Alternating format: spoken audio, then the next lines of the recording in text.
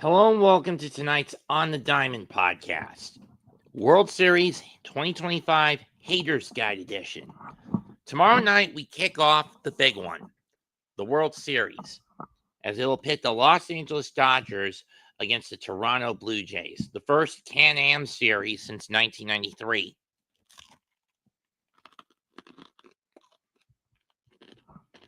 But how do we get here is the question.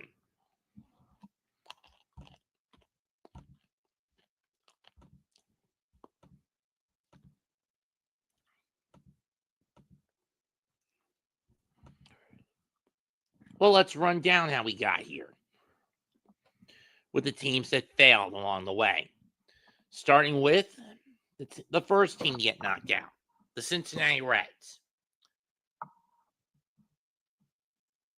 You know, the only reason you guys got in is because of the Mets screwing the pooch throughout from June onward.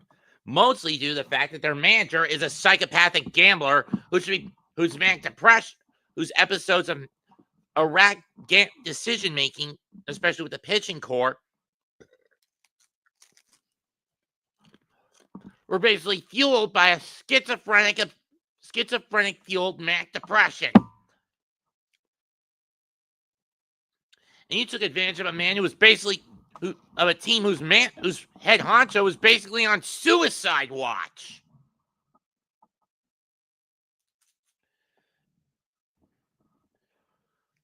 Throw in the tactical flexibility and pragmatism of Terry Francona, and you guys snuck your way into the playoffs. Having said that, the Dodgers clobbered you, and more than justifiably saying you didn't deserve to be here. Then again, even if the Mets were in that same spot, the same thing would have happened. But regardless,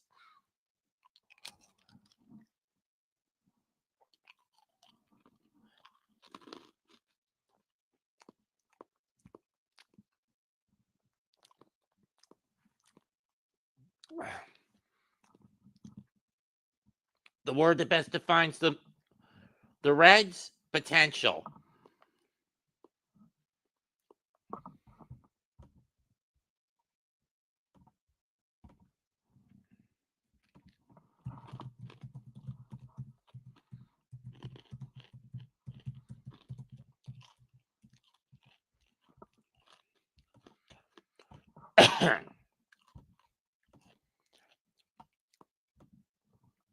This team has potential to be a threat in the Central in future years. How often they'll be able to do it, don't know. But they gotta work things. They gotta fix some shit before they get there. I mean, they've got a good pitching core, some nice young hitters. Just gotta get it to mesh a little more thoroughly, and then we'll see how things play out.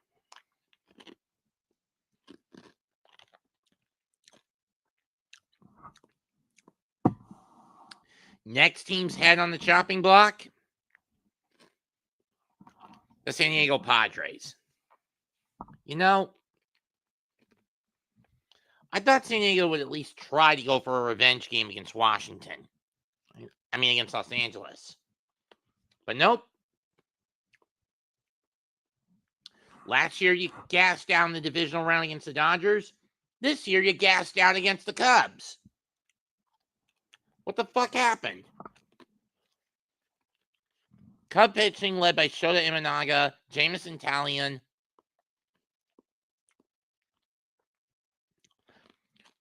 and Cade Horton shut your bats down. You guys only scored like 5 runs throughout the whole series. And it bit you in the ass.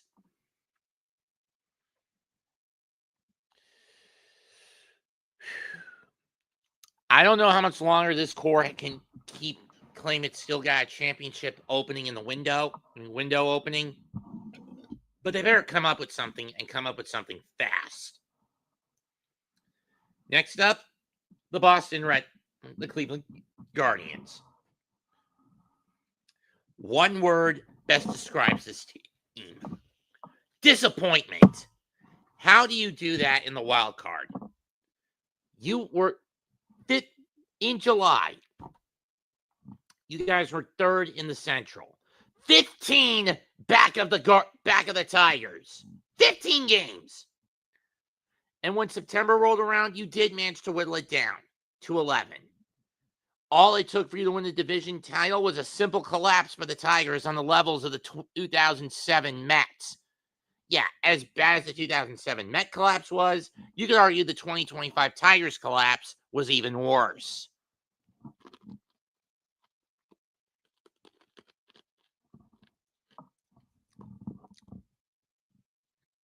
You basically did what your 1989-1992 film counterparts did in the first two major league films.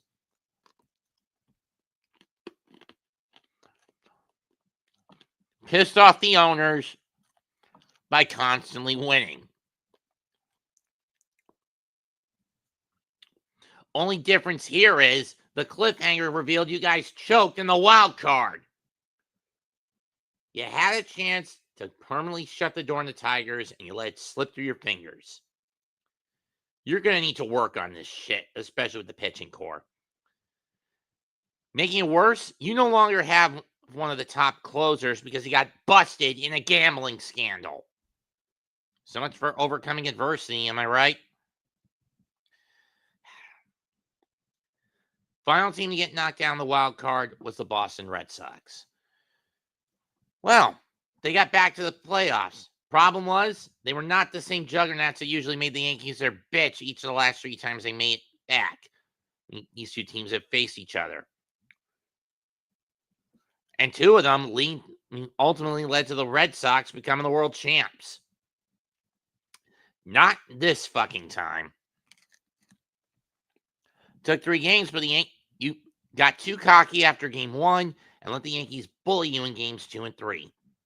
Tough break for the Sox, but maybe they can make something out of this. I mean, a 97-win season was pretty impressive. It wasn't 95, I don't remember. Finishing number 3 in the division. I think we can get. This could be a threat. This team could be a threat in the East next season. Moving on to the divisional rounds. Philadelphia. You know, it's been hard to hear the bell go dong the last 3 years. At this point, I think the Liberty Bell, has been reduced to dust. Because not only did the hitting pretty much die after games 1 and 2, with a little bit of a life support in game 3, hearing it go dong briefly, but game 4, an atrocity. But most of this isn't even blamed on the hitting, as much as it can be blamed on the hitting core for screwing the pooch with the Dodgers. You can also blame their pitching core. I mean, what was Thompson thinking bringing Orion Kerkering in to hold the line? And you know what was worse? In the closeout game,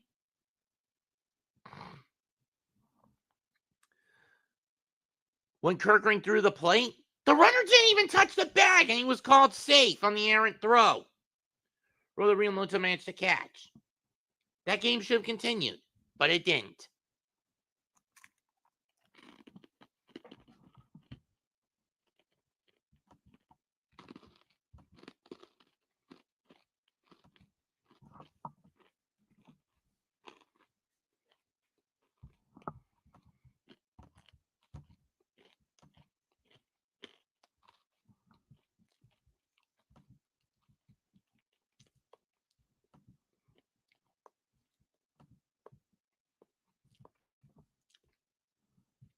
And as far as I'm concerned, next year, this team's championship window may be closed, especially when you consider the dead cap, and deadlocks, and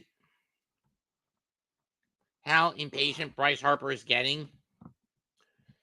Think about it, folks. Look at the free agents Philadelphia has got.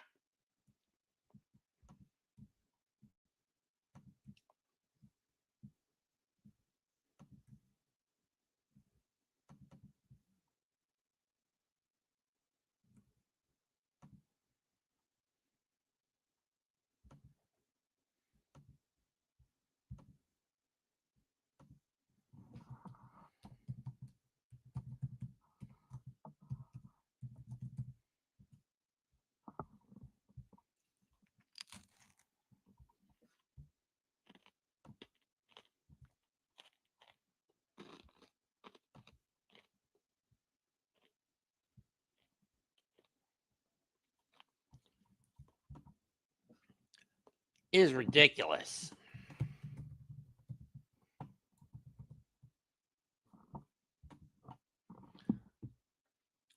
Among the key free agents, Kyle Schwarber, JT Realmuto, Ranger Suarez, Jose Alvarado, Max Strom, Max Kepler, Christopher Sanchez,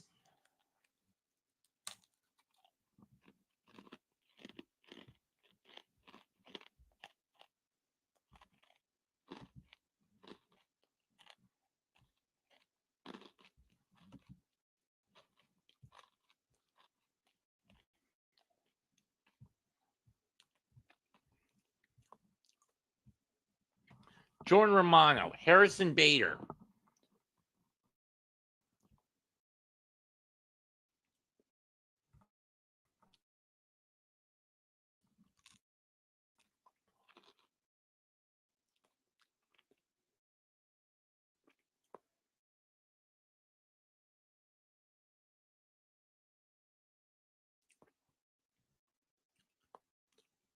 you're going to have a lot of dead cap going into 2026. You're Philadelphia, but what's the point?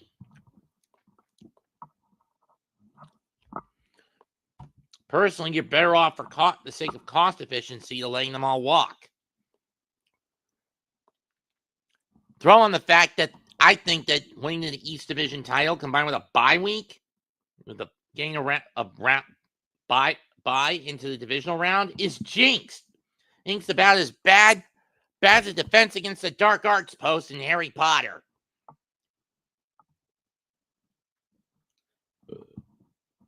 Maybe the Mets or Marlins will break it next year.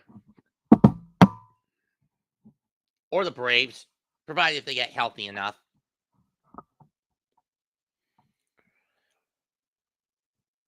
Next up, the Chicago Cubs. Well, you took the Brewers to the limit, but it took a back and forth seesaw but let's be honest. Most of the games you won, Cubbies, were by the skin of your fucking teeth. Both of the games you won were basically by the skins of your teeth. You got out-hit and out-pitched throughout the bulk of the series. I mean, it's nice to see the Cubs back in playoff picture, but how long is that going to last? I don't know. But you've got some tools you can work with here. Moving over to the AL side. Next in the chopping block, the New York Yankees. Talk about fail, epic fail. You had a chance to repeat, go back, get revenge on the Dodgers, and you couldn't even get out of the Great White North with a team that made you their bitch all season. More so when you were playing at Rogers Center. I mean, you guys got whacked 23-8 in those two games in Toronto. You may have gotten one win in Yankee Stadium, but that was just a false sense of reprieve and security. Ultimately, you guys screwed the pooch, you shat the bed, and Toronto moved on. You gotta wonder how angry Aaron Judge is getting. Because once again, he had to carry the load on his back. And management's just not able to help him with it.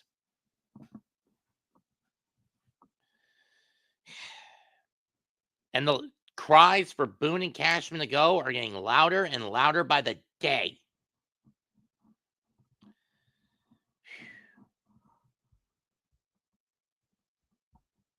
Who knows how much longer the Yankees are going to last? The Detroit Tigers. Well, much like the Cubs, you took the Mariners to the limit. However, that didn't justify forcing me to stay up at 1 a.m. for the final round. Down to a point where I was getting so desperate, begging someone to end this series and make that final game end. And you grab a lead and end the game. And unfortunately for you boys, it wasn't you guys. Fortunately for you, it wasn't you. Throwing the fact that Tarek Skubal is now on the market and a lot of people are calling, a lot of teams are calling for him to be their suitor, including my boys right here, be their new ace pitcher, including my Mets. You're going to have to figure out how much you're going to pay him just to have him stick around the Motor City. Because if he goes, your pitching core collapses. Bad enough you blew the Central, but making the divisional round and blowing that, and blowing a 15-inning game, closeout game, even worse. Now we go to the NL Championship. Milwaukee. This was supposed to be your year, the team of destiny. You were going to do it for Ukes. But, hey, dog. What up, brother? Not much. Just going over my haters guide. I'm up to the Brewers. Hold on a second. You got what? You know how Urinate Tree does these haters guides every time a season starts, All-Star break, playoffs, that sort of shit? I don't know much about him, but I heard you guys talk about him.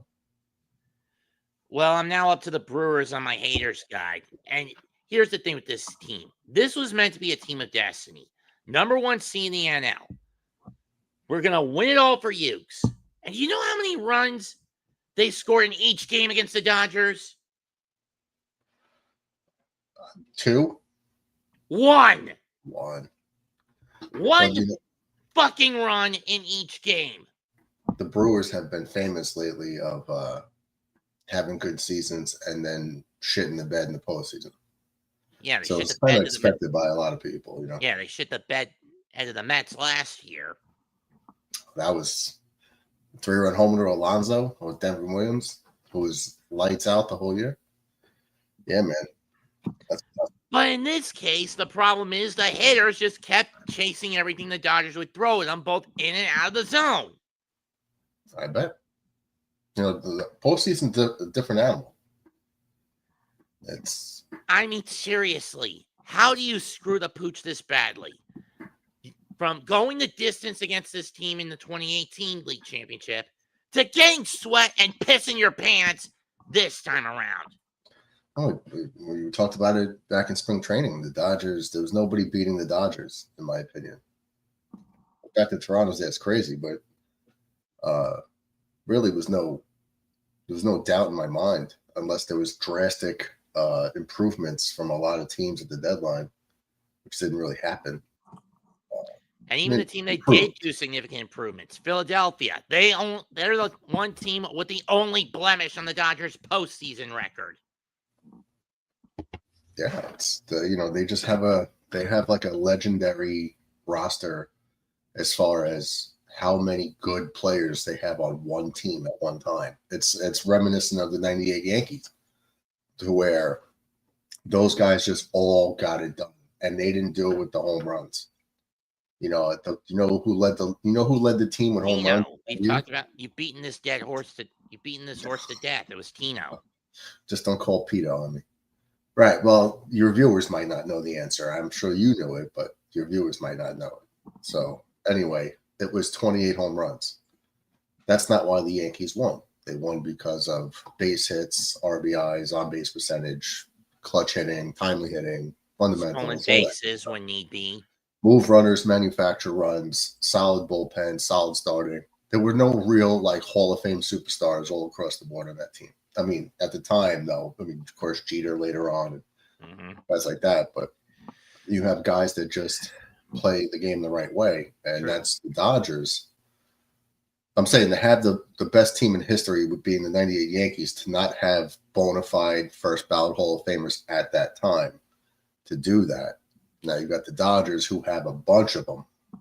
You know what I mean? The Yankees got it done in the regular season by setting the all-time wins record. The Dodgers, what they only have, 94, 95 wins? A little check. Or something like that. It was in the mid-90s, if I'm not mistaken.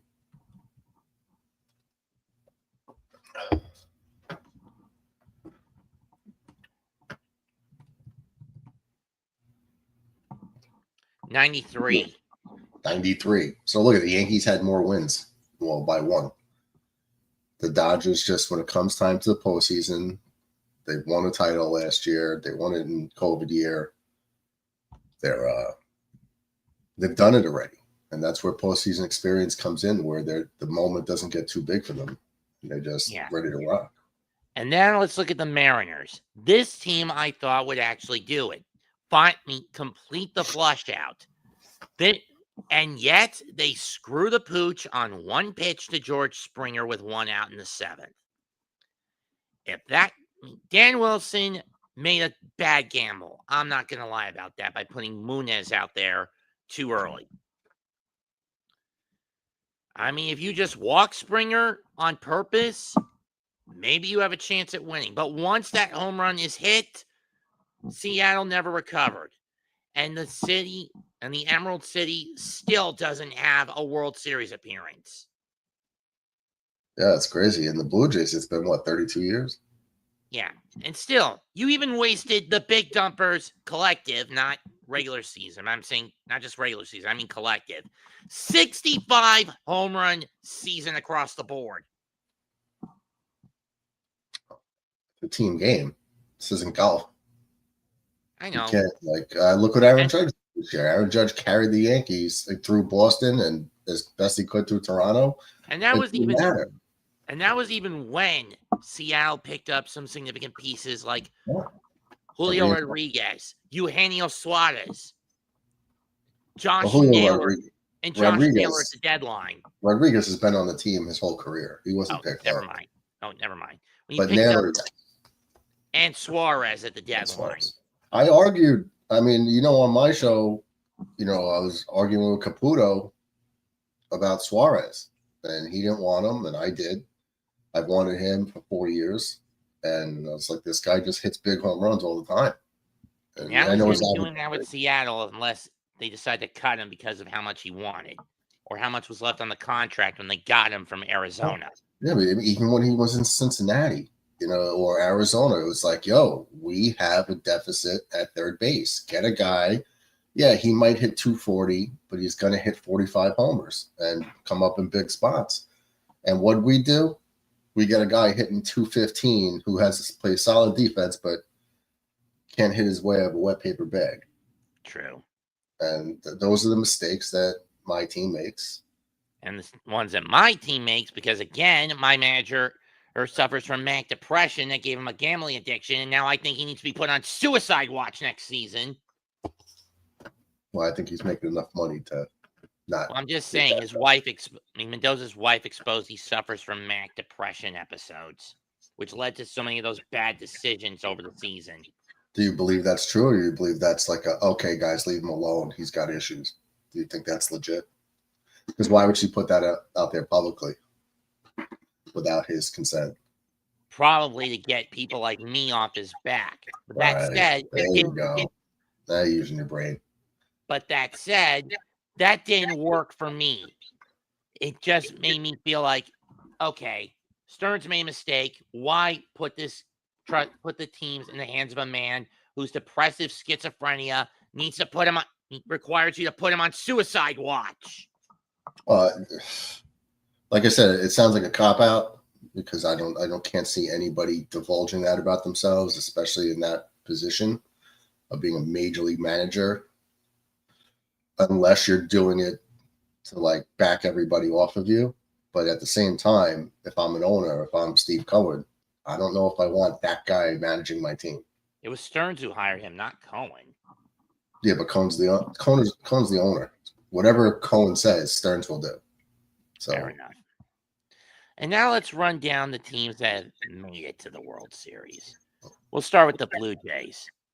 As this is significant, as this is the first time since '93 that we're going to have a Can-Am series. I mean, this is a team I didn't think none of us thought would make it to the top of the AL. I mean, it had pitchers who you could argue were sus. Max Scherzer at the tail end of his career. Chris Bassett, who's never been a good second half pitcher. Right? Well, he's just been a middle-of-the-road guy regardless. Well, I mean, in general, he's never been good in the back half of a season. Okay, if your numbers support that.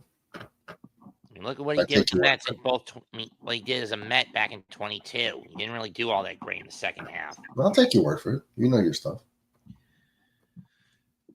I mean, sure, Scherzer gets you that prestige because he has a ring with Washington in 2019.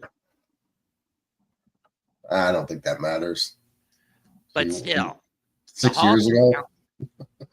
The Hall of Fame caliber guy, he's not really up to that stuff they used to have. Whether No, he was when he started in Detroit, whether in Washington, Houston, New York, Texas, 23 when he got traded into the Rangers. He's on fumes. Him and Verlander both. Yeah, well, they did it for a long time. Like at their peak, they were like as good as it gets for a long time, and then they both had resurgences in their career. And then you have kids like Trey Yesevich in their rotation. That kid is a beast when he throws that splitter. He shut us down. Like he struck out like at least 2 an inning against us in his first postseason start. And then you've got the hitting. John Schneider has built a team that is very versatile at the plate. You've got your contact hitters like Dylan Varsho, Ernie Clement. Clement more so than Varsho. Varsho is more of a power guy than Clement. Clement just gets on base. He's one of those annoying guys. So basically one of the most annoying contact hitters you'll ever come across. Yeah, it's like, you're not worried about him hitting 30 homers, a season. You're worried about him just getting on base and scoring runs. Like that's a perfect table setter type guy, like a Stephen Kwan in Cleveland. Like that guy just gets on base and causes havoc. Yeah, you have good utility pieces in Nathan Lukes.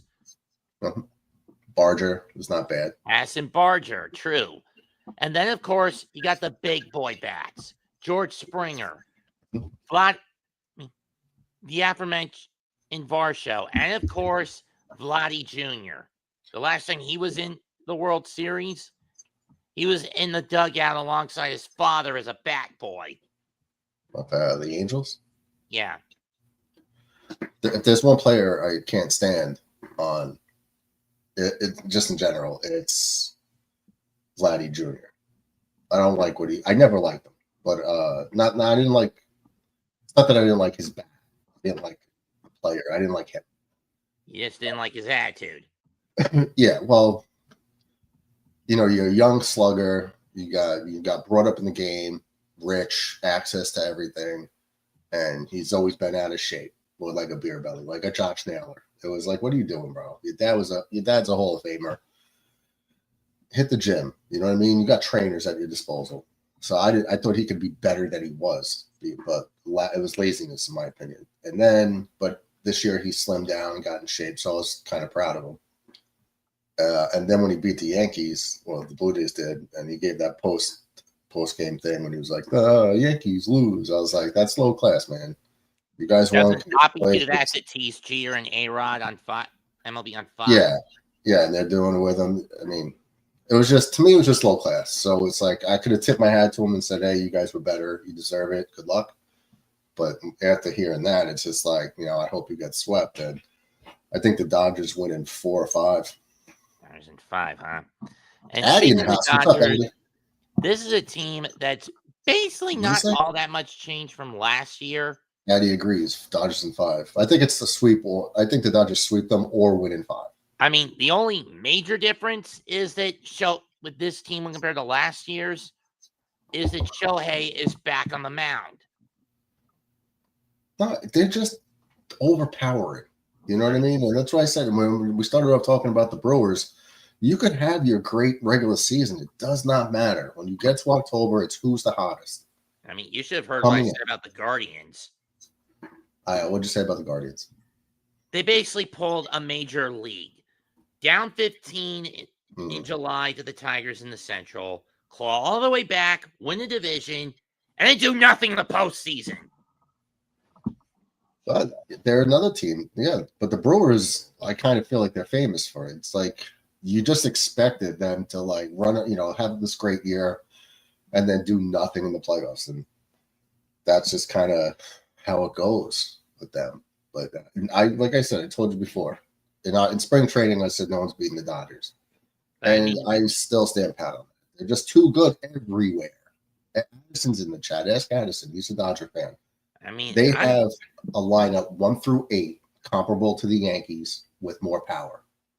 Yankees were better base hit, better batting average, better on base guys.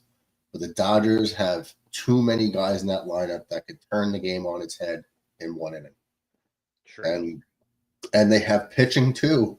They got Sasaki, Yamamoto, Shohei, Glass now. No. I don't even know what's up with Blake Snell. I mean, the relievers. The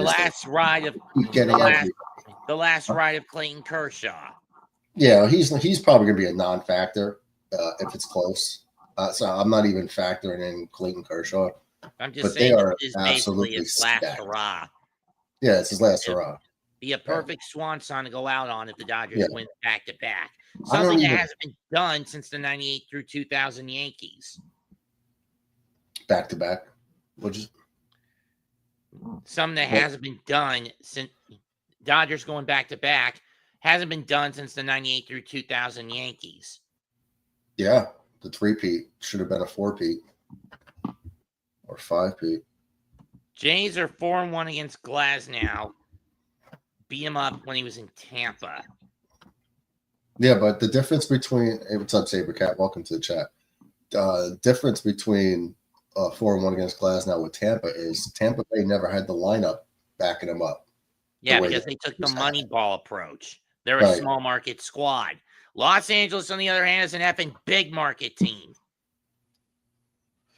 He says Bieber's 1-0 against the Dodgers, 6 innings, 9K. But okay, so that's 3 seasons ago in Cleveland. Shane Bieber is not the Shane Bieber that won the Cy Young in Cleveland. And this is also a team, and that's also a guy coming back from a year's worth of Tommy John's.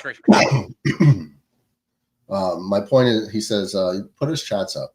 My point is Glasnow. I saw Glasnow a lot. Right, but this current iteration of Toronto hasn't seen Glasnow a lot. Like Ernie Clement is new. Did Alejandro Kirk get to see him? Did Barger get to see him? Did Varsho get to see him? All the people that the players in the Toronto's lineup were they a part of those Glasnow Tampa Bay years? I don't think so because they're all relatively new players, with the exception of Vladdy. With the exception of Vladdy, and if Bo Bichette is back, I don't know if he's playing. He's still injured. Springer maybe, but I'm just I understand Sabercat's point.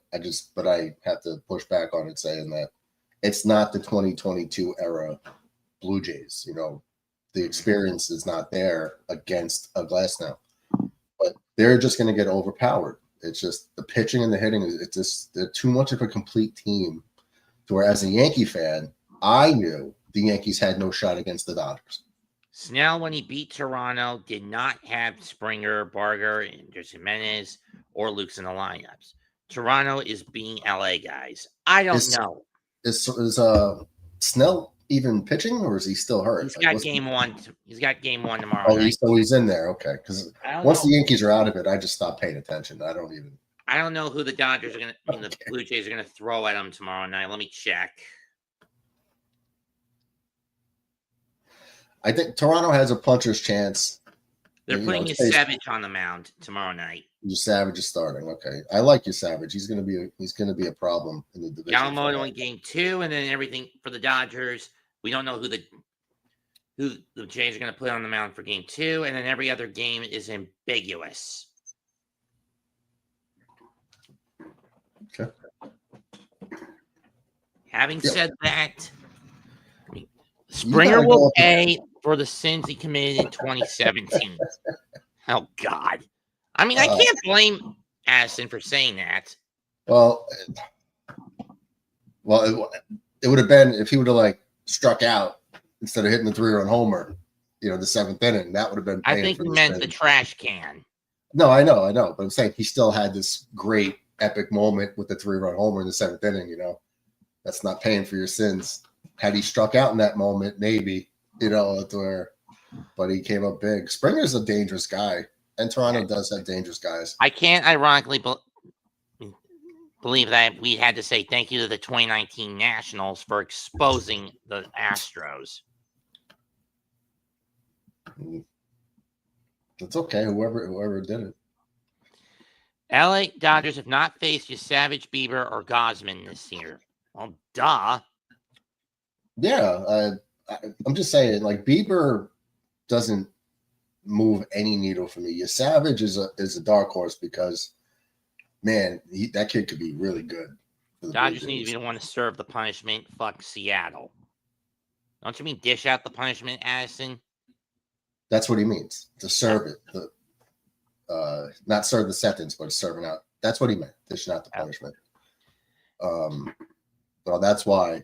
Like, let them get there just for the Dodgers to beat them.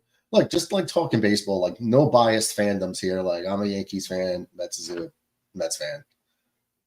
Would have figured. It's just like, as from a baseball standpoint, the Dodgers are just too fucking good. Like, and with how minimal they pay their players, it's gonna lead to a salary lockout in 27. But the Dodgers, all right.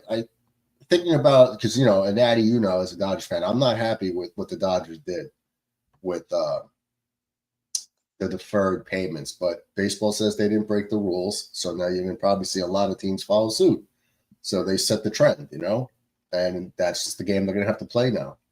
So you either get on board with what the Dodgers did or let them keep winning.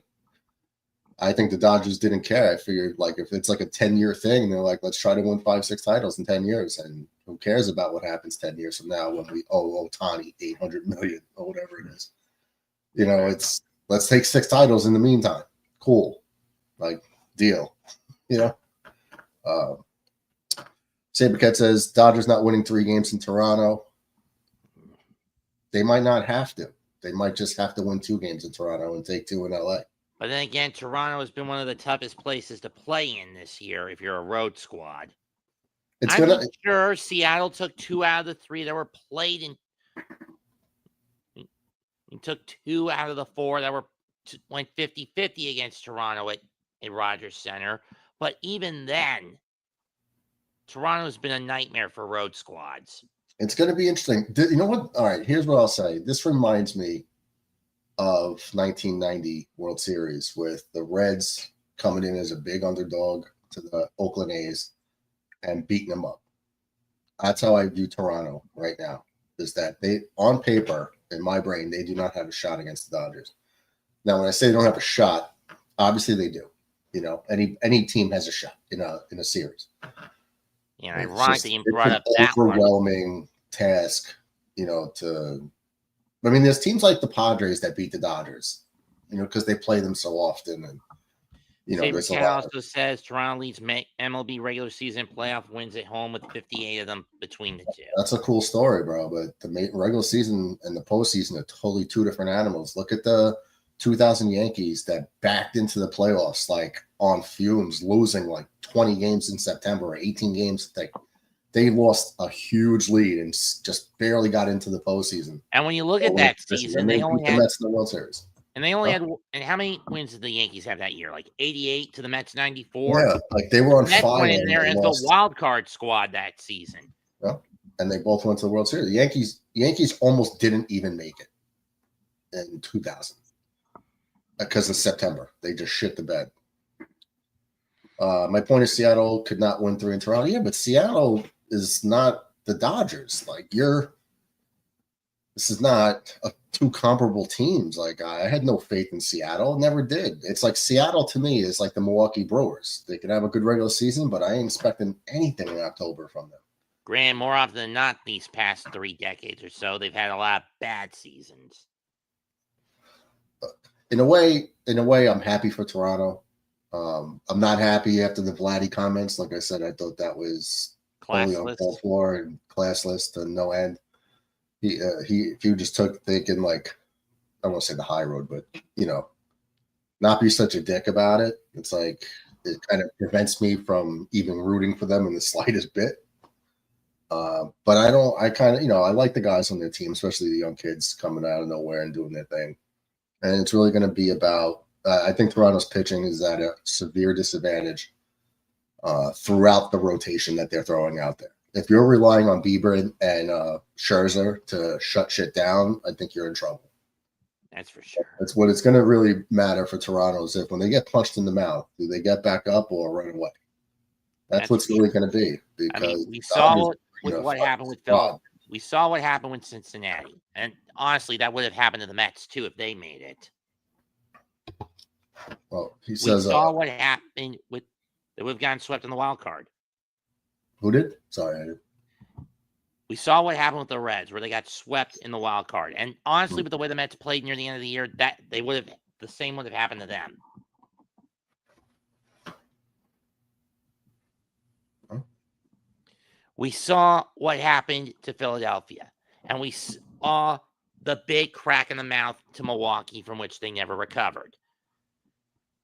Is there a horseshoe in that glove of the Dodgers? I don't know.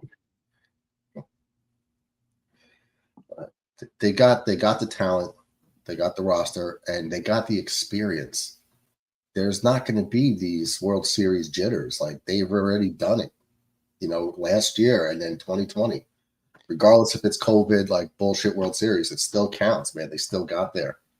And there are plenty of jitters over on the J side. But then again, they had these same jitters back when they first made it in 1992. Sabercat says, I have a clue that shows Jays winning the World Series, but won't reveal it until after the World Series. Is this like the Super Bowl banners that happen to work out every year that you could predict the Super Bowl? Or the T-shirts. So, there's T-shirts too? I just know that the Super Bowl. Or the caps banner. Or whatever. But I'm just saying, Toronto had these same jitters when they faced Atlanta in 92. And yet they took them down in 6. In 92. And then a year later, they had the experience, and then touch them all, Joe, against Philadelphia. Well, that was a good team. Those 92, 93 Blue Jays, they were good. Yeah, I mean, look at the weapons they had, especially with the 93 team. Henderson, Molitor, Olerud, Carter. Alomar. Yeah, Roberto Alomar, Devin White. Devon White, yeah, Dave Stewart. Pitching. Was Dave Stieb still on that team? I don't know if Dave Stieb should have been on that team. Dave Stieb was Henkin on the mound. Underrated pitcher Dave Stieb was. You had Pat Henkin on the mound. Henkin, yeah. And this was a year after you shipped Jimmy Key out. And there was Todd Stottlemyre on that team? I don't know, but I know you guys traded for Jimmy to get Jimmy Key from them at the deadline that year, right? Yeah, Jimmy Key was so key to our resurgence. I knew he was obviously watching the Yankees play Toronto all those times a year. You're like, damn, Jimmy Key's just good. He was like Maddox good. Quiet, not overpowering, just got the job done. A very finesse-oriented pitcher. Yeah, very like good control, good movement, smart pitcher. And I used to watch him just beat up the Yankees every year. And then we got him. I was like, yes, this is such an underrated. In the 93 offseason or at the 92 deadline? I would think he was a free agent. He wasn't traded. He was a free agent. Okay, so 93 free agency. Saber says, nah, it's 100%. I have a parlay bet on the Jays. Well, you're a Saber fan, probably, which means you're in Buffalo, probably. We should get Uncle DJ in here, our Buffalo Bills fan. He's also a Saber fan.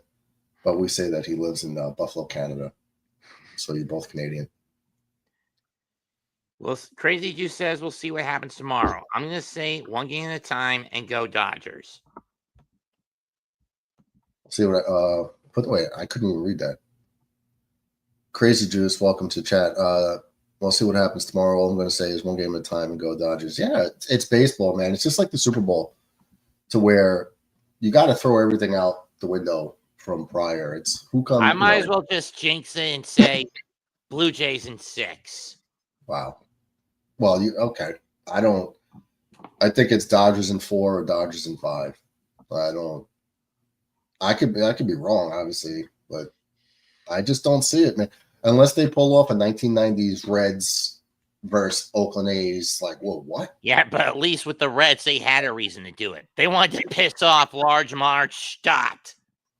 March shot, yeah. I don't know. The talent's just too good on the Dodgers, and it just seems like the Dodgers are coasting through the regular season. Like, to have 93 wins this year with that team, it was just kind of like, mailing it in until it matters. And why say 6? I don't know. Just a thought. I thought Turner was with the Cubs now. Yeah, Justin Turner's not a Dodger anymore. Yeah, last I checked, and he's with the Cubs. Not that the Cubs are using him all that much. I just can't see it, man. But we'll I see how it can't. plays out. Tomorrow night, I'll be calling game 1, Saturday night, game 2, Monday night, game 3, game 4 on Tuesday. And if it gets that far, games 5, 6, and 7 on next Wednesday, next Friday, and next Saturday, respectively. Okay, no. Addison says his prior chat, it would make sense. My favorite player or players that have been on the Blue Jays and Dodgers, him is Teoscar Hernandez and Granderson. Okay. Well, you think you can meet me in the private chat room for a little fantasy help? In private? Yeah, of course. I left you the link to it. That's it for tonight. I didn't know what I was even clicking into. I clicked into this. I thought you wanted to ask about that stuff, and then turns out you're live on a show. So I wasn't even prepared to come in onto a live show. In any case, that's it for tonight's OTD.